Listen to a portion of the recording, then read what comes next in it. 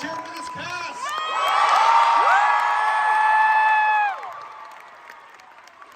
My name is Alex Timbers, and I'm the director of Beetlejuice.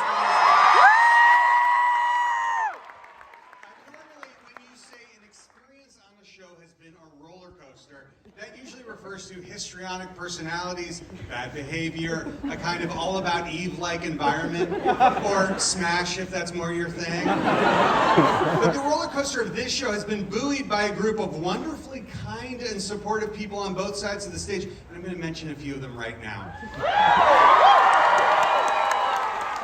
While Beetlejuice could have easily shuttered after our short run in Washington, or after our opening night on Broadway, or after a certain well-known producer's lovely surprise for us in the middle of the Winter Garden run, or because of the pandemic, this musical has remarkably kept rising from the dead, thanks to our incredible producers Mark Kaufman,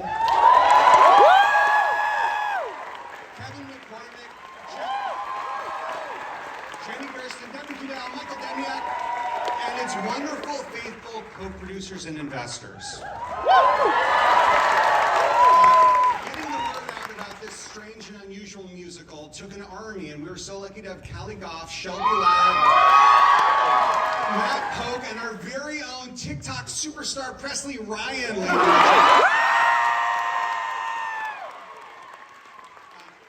Beetlejuice's development started back in 2010, believe it or not, and over the last 13 years, the creative pillars of this show have consistently been our writers, Anthony King, Scott Brown, and Eddie Cook.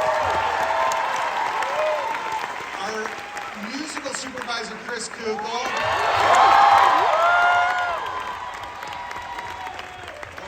Our choreographer, Connor Gallagher. And a special shout out to my exceptional associate director, Katie Davis. Now, everything you see on stage tonight was created by one of the most talented teams of designers, puppet makers, special effects, and illusions artists ever assembled on Broadway, led by set designer David Correns. And all of their work was influenced by the brilliance of the original father of Beetlejuice, the visionary director Tim Burton. Safe, happy, and monitoring the fidelity of the show nightly, we were lucky to have Rachel Botter and Maddie DiCarlo leading our stage management team,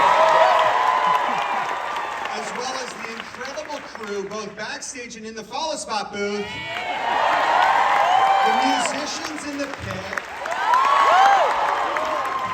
and the Cracker Jack usher team out front. Finally, my final two, I promise. This incredible cast. I've never witnessed a more happy, talented, harmonious, and immensely kind group of actors. The authentic love they feel for each other and the joy they have performing this show just spills out into the house like Jeremy Chernick's copious amounts of dry ice. And they've been loyal. Let me ask you all a question. How many of you have been a part of some reading workshop or lab prior to this, for this show? That's incredible. Those started over 7 years ago. Unbelievable. And speaking of our leads, I always say that being the lead of a show is both being a leading actor on stage, but being a leader backstage as well. Normally on a show, you're lucky if you have one person who does this. You're screwed if you have none. But to have all of your leading actors behave like this is unheard of.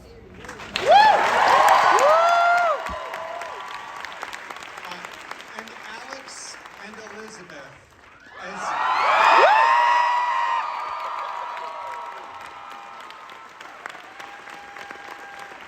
Delia would say, you are truly beacons of light in this world.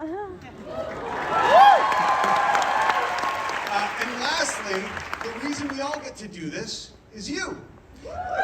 Since our very first performance in Washington to today, 1 million people have seen Beetlejuice the musical live on stage. These songs have been streamed 3 billion times. Yeah! As an audience, you are statistically quite a bit younger than the average Broadway audience. And among you, you represent a statistically unusually large percentage of first-time Broadway attendees.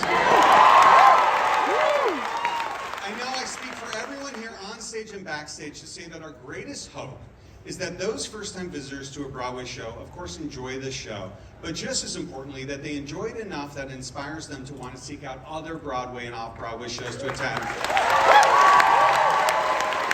And to possibly build a lifetime as a theater goer. Now, we often say that this is a show about death. That's actually really a celebration of life. And you all have given us life. Thank you.